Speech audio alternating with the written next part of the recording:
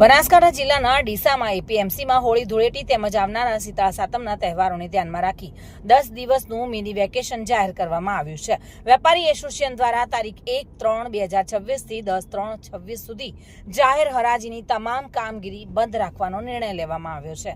ડીસાના APMC યાર્ડમાંથી મોટી ખબર સામે આવી રહી છે, જ્યાં હોળી ધૂળેટી તેમજ શીતળા સાતમના તહેવારોને ધ્યાનમાં રાખીને 10 દિવસનું મિની વેકેશન જાહેર કરાયું છે. તહેવારોને લઈને મોટા પ્રમાણમાં મજૂરો પોતાના વતન તરફ રવાના થતા હોવાથી મજૂરોની અછત સર્જાય છે, જેને ધ્યાનમાં રાખીને વેપારી એસોસિએશન દ્વારા તારીખ 1 માર્ચથી તારીખ 10 માર્ચ સુધી જાહેર હરાજી સહિતની તમામ કામગીરી બંધ રાખવાનો નિર્ણય લેવાયો છે.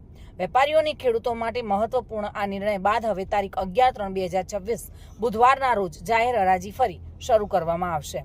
એટલે હોળીના તહેવારો વચ્ચે લેવાયેલા આ નિર્ણયથી મજૂરોને વતન જવાની સુવિધા મળશે અને 11 માર્ચથી એપીએમસીમાં ફરી નિયમિત કામગીરી શરૂ થશે. ચિરાગ શ્રીમાળી સાથે bureau report, today Gujarati news.